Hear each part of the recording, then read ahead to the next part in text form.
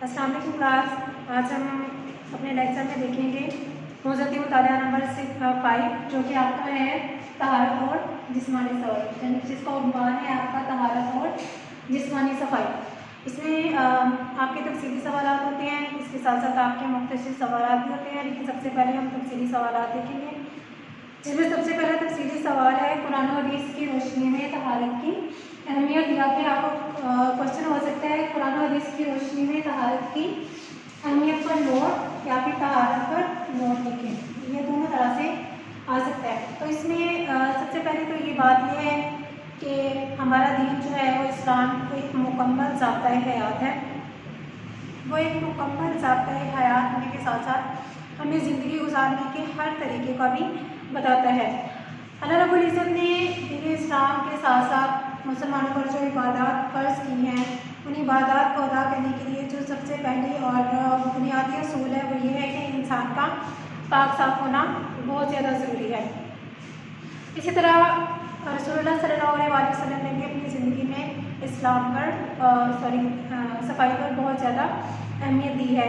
अगर देखा जाए तो दीन इस्लाम एक वाहिद दीन है जिसमें सफाई को बहुत ज़्यादा अहमियत दी गई है as compare to other religion, यानी कि दुनिया के जो बाकी मज़ाहब हैं उनमें इस तरह की कोई ख़ास बात नहीं है। जैसे आप रावानियत को देख लें या फिर आप सिखिज़म को देख लें, तो उसमें यही होता है कि वो सफाई को या सफाई सुथराई को इतनी ज़्यादा अहमियत नहीं देते, लेकिन इस्लाम एक मुकम्मल तरीक़ा ज़िंदगी है। वो हमें अपनी तमाम इबादत अदा करने के लिए सफाई की तरफ ध्यान दिलाता है।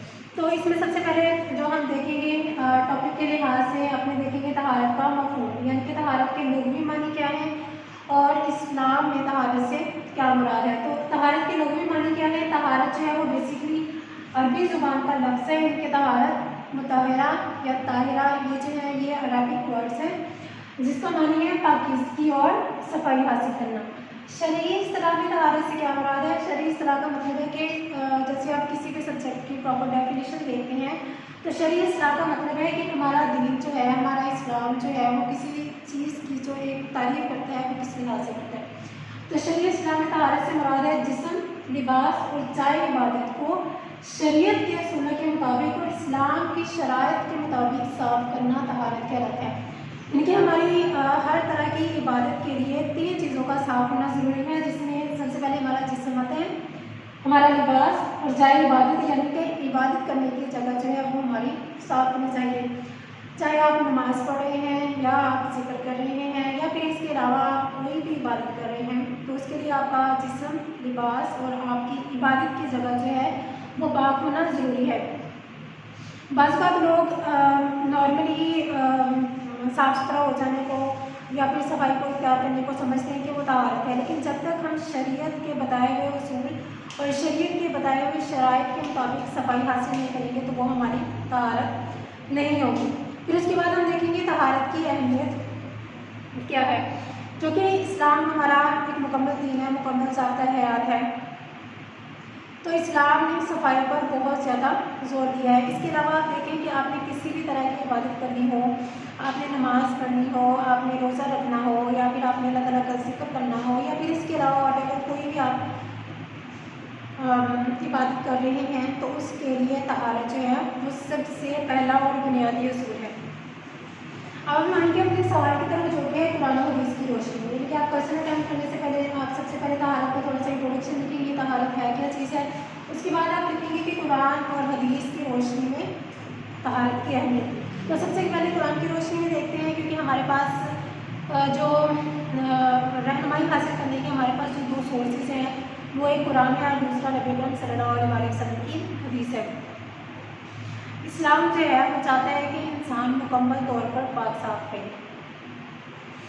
उस पाक साफ रहने के साथ साथ क्या होता है कि इंसान बहुत सारी बीमारियों से बचता है, इंसान जिस्मानी तौर पर भी साफ रहता है और रूहानी तौर पर साफ रहता है।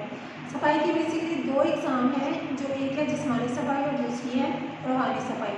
तो जिस्मानी सफाई तो ये होता है कि हम अपने जिस्म और लिबास को पाक साफ रखें, वक्त पर गस्ल करें, वक्त पर अपनी सफाई सुथराई का ख्याल रखें, तो एक वो हमारी होती है जिस्मानी सफाई।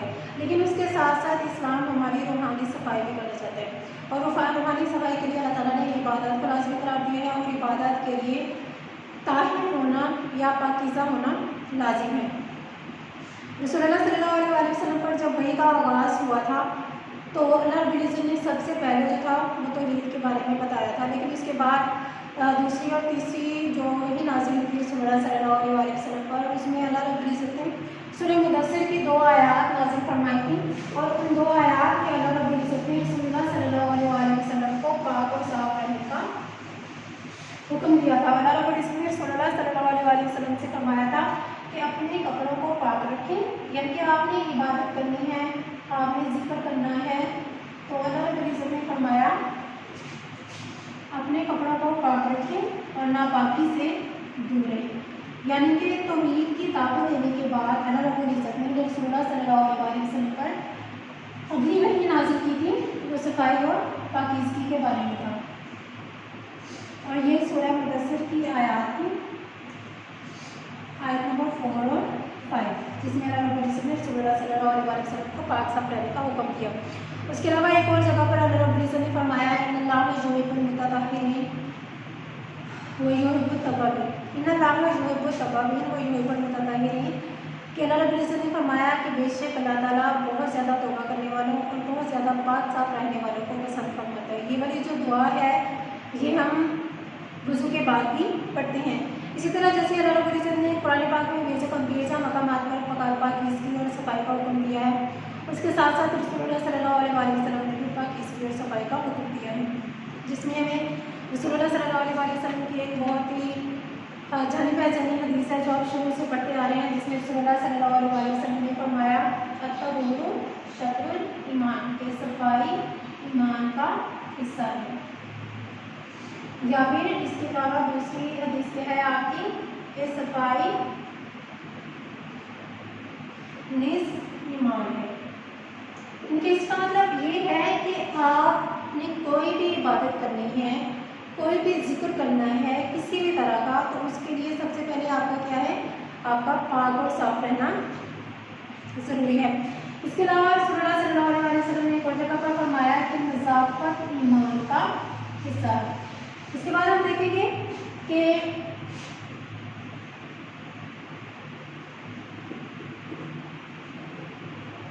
तहारत में बेसिकली 2 चीज़ें आती हैं। एक होता है आपका गुस्ल, ये आपका दूसरे नंबर पे होता है, लेकिन पहले नंबर पर आपका वज़ू होता है। तो हम सबसे पहले वज़ू देखेंगे। किसी भी नमाज के लिए जो सबसे पहली शर्त है वो क्या है, वज़ू की है। लेकिन अगर आपका जिस्म या लिबास पाक नहीं है तो उसके लिए आपको गुस्ल भी करना पड़ेगा। तो हम यहाँ पर देखेंगे वज़ू का तरीका और वज़ू के फ़राइज़ क्या हैं और वज़ू की सुन्नतें क्या हैं। तो वज़ू के फ़राइज़ हैं, सबसे पहले वज़ू के बेसिकली 4 फ़राइज़ हैं बुनियादी तौर पर, यानी कि 4 फ़र्ज़ हैं वो लाजिम है। अल्लाह रब्बुल इज़्ज़त ने सूरह अल-माइदा की आयत में बताया है कि इस वज़ू के कौन कौन से फ़राइज़ हैं, जिनमें सबसे पहला फ़र्ज़ आपका आता है थोड़ी से लेकर, यानी कि आपने चेहरे को धोना है यहाँ नीचे से लेकर पेशानी तक, यानी आपके माथे तक। फिर उसके साथ एक कान की लो से लेकर दूसरे कान की लो तक, यानी कि आपका मुंह जो है वो मुकम्मल तौर पर वॉश होना चाहिए, कि आपका ये पूरे का पूरा फेस यहाँ से लेकर ये सारे का सारा वॉश होना चाहिए। कि अगर आपके फेस का कोई हिस्सा या फिर कोई बाल खुश्क रह जाता है तो फिर आपका वज़ू नहीं होता। इसमें दूसरा फ़र्ज़ शामिल होता है कोहनियों समेत बाजू धोना, यानी कि आपने बाजू अपने धोने हैं तो हाथ से लेकर यहाँ तक कोहनी की, ये जो आपकी एल्बो की बोन होती है वहाँ तक आपने इसको वॉश करना होगा। तीसरा होता है सर का मसा करना, हाथ गीला करके जो आप सर का मसा करते हैं वो आता है। और चौथा फ़र्ज़ आपका आता है टखनों समेत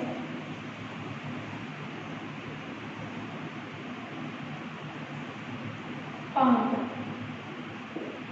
कि आपने पाँव जो हैं वो अपने एंकल्स तक धोने हैं, अपने टखनों तक धोने हैं, उनसे नीचे अगर पाँव खुले हुए होंगे तो आपका वजू जो होगा वो पूरा नहीं होगा। ये है आपके वजू के 4 फ्राइज। अब हम देखेंगे वजू का पूरा तरीका क्या होता है। इसके अलावा जो वजू में चीज़ें होती हैं या फिर जो आप अमाल से अंजाम देते हैं वो सारे के सारे जो होते हैं वो आपके सुन्नत में होती हैं और वो आपके फ़राइज़ भी होते हैं। तो स्टूडेंट्स अल्हम्दुलिल्लाह मुसलमान होने के नाते हमें बचपन से ही सिखाया जाता है कि वजू किस तरह किया जाता है। तो आप लोगों को पता भी है, लेकिन एक बार इंशाअल्लाह ताला हम दोबारा से इसको रिमाइंड कर लेते हैं। तो वजू का तरीका क्या है, इसमें सबसे पहला आपका पॉइंट आता है कि सबसे पहले तो आप नियत करें। नियत किस चीज़ की करनी है कि आपने किस काम के लिए वजू करना है, यानी कि आप नमाज के लिए कर रहे हैं, जिक्र करने के लिए कर रहे हैं या फिर इबादत करने के लिए कर रहे हैं। उसके बाद क्या है, दूसरा पॉइंट आपका आता है कि आप बिस्मिल्लाह पढ़ें।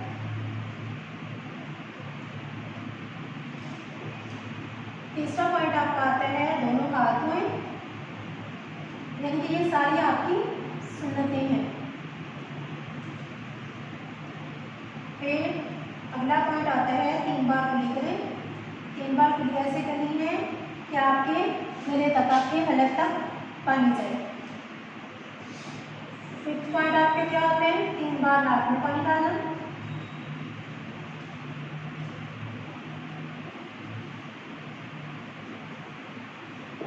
फिर नेक्स्ट पॉइंट आपका क्या है, 3 बार मुंह को धोना, जैसे कि आपको बताया है कि कैसे धोना है।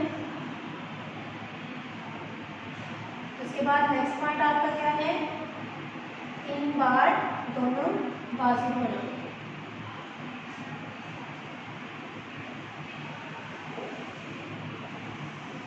फिर उसके बाद आपका नेक्स्ट पॉइंट क्या है, सर का मसा करना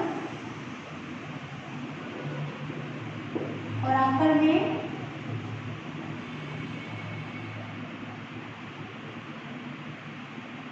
टखनों समेत पाँव को धोना। ये आपका वजू का एक मुकम्मल तरीका है। इसके बाद आप वजू की दुआ पढ़ते हैं,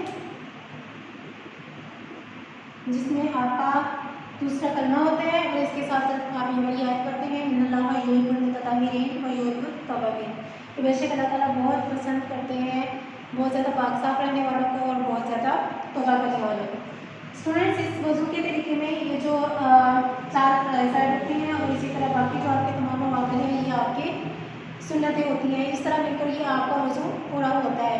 वजू करते हुए आपने इस चीज़ का खास तौर पर ख्याल रखना है कि आपने जिस्म के हर उज़्व को 3 बार धोना है। 3 बार से ज़्यादा आपने उनको नहीं धोना। इसी तरह आपने इस चीज़ का भी ख्याल रखना है कि वजू के आज़ाद होते हुए सबसे पहले आप दाहिने हिस्से को धोएं। इसी तरह आपने तीसरी बात का ख्याल रखना है, अगर बहुत अच्छी बात है कि अगर आप वजू करते हुए किबले की तरफ हो, अगर नहीं भी होते हैं तो ऐसे कोई मसला नहीं है। इसी तरह अगर आप अपने घर में वजू कर रहे हैं तो अगर आपके सर पे दुपट्टा नहीं भी है तो कोई प्रॉब्लम नहीं है। लेकिन अगर आप किसी ऐसी जगह पर वजू कर रहे हैं जहाँ पर मेल हज़रात मौजूद हैं तो वहाँ पे फिर आपके लिए ज़रूरी है कि आप अपने सर को जो है वो कवर कर लें।